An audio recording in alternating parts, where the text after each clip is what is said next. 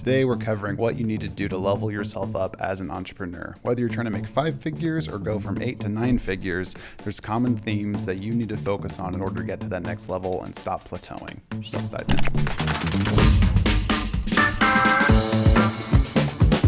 Every day here at ClickBank, I'm chatting with entrepreneurs, whether it's an affiliate trying to scale up their traffic and kind of find the best new offer to promote, or whether it's an entrepreneur trying to find affiliates to promote their offers, or other avenues and levers to pull in their business.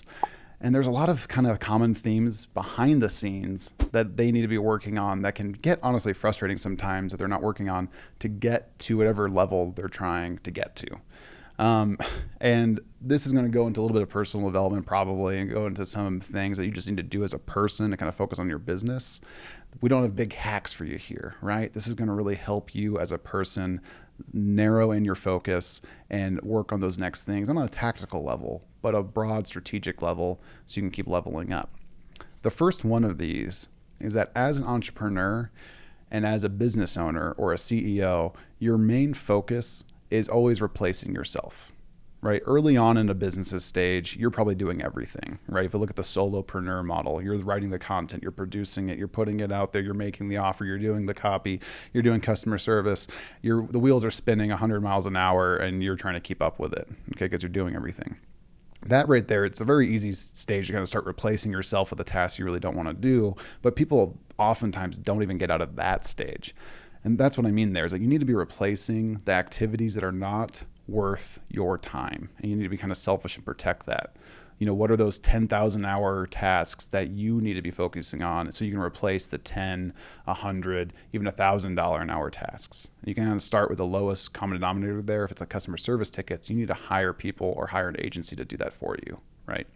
But even as that levels up, this still is constantly happening, right? Because as you progress, you might be acting more as like, say, a CMO, a chief media officer, a marketing officer, when you're focusing more on the copy or the brand strategy and things like that. But eventually you need to replace yourself out of that too. And almost to the point where you're trying to like escape to like a board level mentality where you're just operating the pieces. Now, what a common way this happens is that people get stuck in that kind of 7 to 8 figure range and hit this plateau because they've got a decent team under them. They've got people doing the copy and all the legwork, and they've got people making the offers and kind of running the Facebook ads and things like that. But the business owner is still too in the weeds with each one of those things or one of those things too much. They have not replaced themselves to focus on the bigger levers to pull. And that's kind of where that check and balance needs to happen. And it's probably hiring someone like a COO, operations officer to come in and be your direct communication to where you're just mentoring and guiding them for the operation of the business. And you're almost like operating as this CEO. You've got one direct report, maybe 3 direct reports, and everyone else is kind of operating beneath that. Or you're almost a board level where you now replaced yourself as the CEO and you're guiding the company on big strategic plays, but the tactical day-to-day is no longer falling on your plate. And that's what I mean by replacing yourself. There's always something to do to free up your time. And so you can be focusing on the next year, the next 2 years, the next 5 years for the company instead of just what's happening today and tomorrow. In order for this to happen, a big thing that you probably need to do is find mentorship. There's a lot of business coaches out there, a lot of people out there. There's a lot of people that are probably 1, 2, 3 steps ahead of you that you can be learning from. That's where going to masterminds, going to events, meeting people face to face who are on similar journeys, but probably ahead of you can be leaps and bounds more powerful than just finding the next Facebook hack kind of ad strategy to implement in your business. One is going to get you more sales tomorrow. One is going to keep your business sustainable for the next 5 years. Okay, they're both important, but you need to be investing time into both. Find mentorship. It might be a paid thing. It might just be a friend you make. You can bounce ideas off of. It might be a mastermind you're involved in on a quarterly or yearly or monthly basis. Or there's lots of ways you can get this kind of mentorship and constant feedback in. And as you do that, be humble in your activities, right? Understand that you don't know everything, that other people don't know everything, but they might know more about X problem than you. And you can find multiple mentors, right? You might find one for your own personal development. You might find one for leadership and communication, right? You can just kind of start to layer in what you need and you'll ebb and flow with that, but always be looking to learn from the people ahead of you. This next one feeds from both, but it's don't try to do it yourself personally and as a business.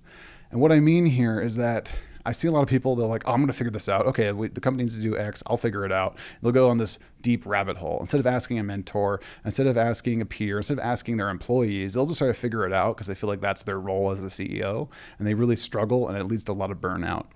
The next big part of that is, as a businesses try to do this all the time, where it's like, oh, we need to figure out tracking for this thing. We'll build a custom solution because nothing out there looks good enough. Honestly, there's probably, it's 2021, going into 2022 here.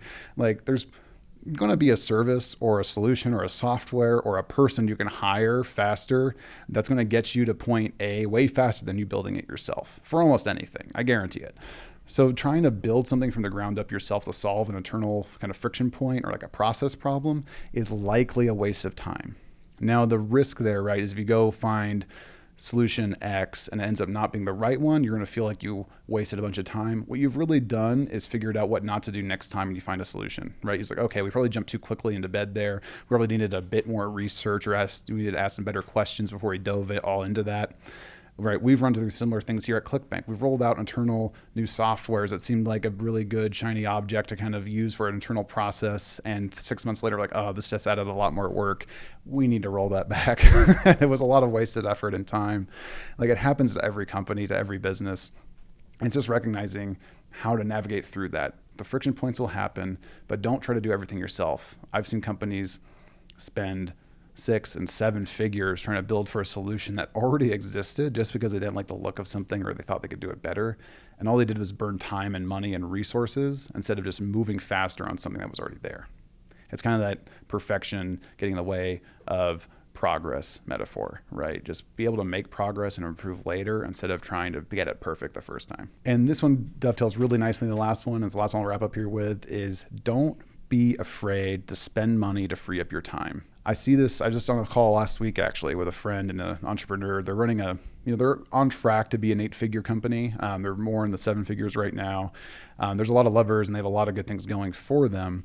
And they're incredibly frugal in a good way, right? They have a good war chest. They're very profitable every month, but they could be taking a lot of that profit margin they're taking home every month, putting it back into their business with things like agencies or consultants or contractors or employees to bring some of that burden off of their plate. They're nervous to do that because they don't want to get burned by someone, and they're nervous about hiring the wrong person, doing the wrong thing, and all that kind of stuff.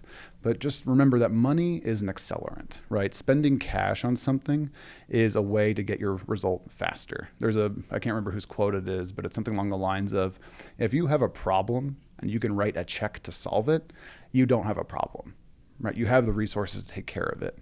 So if you have the resources to take care of it, you have the profit margin to spend that money to make things happen faster and replace time with results, do it. Okay, you will thank yourself 10 years down the road when you're way further ahead than you thought you would be because you spent that money up front, right? On a personal level, right? If you're mowing your lawn and you're making over 150K or even less than that, that's not worth your time, right? There's things that you can be, if you could be hiring a house cleaner to come in twice a month or something and kind of take care of the toilets and things like that. Do it. Like, free up your time so you can spend time with family, right? There's all these ways you can replace money with time, and it's going to reap the benefits immediately, honestly, and then well down the road as that kind of compounds and that time compounds.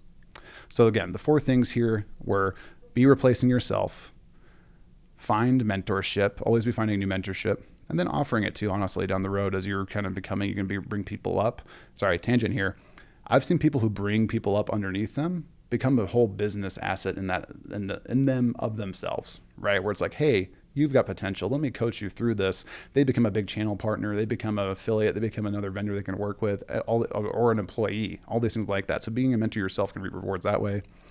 Don't try to do it yourself, both as a person and as a company. And don't be afraid to spend money if it frees up time and gets you the result faster. So I trust this was helpful.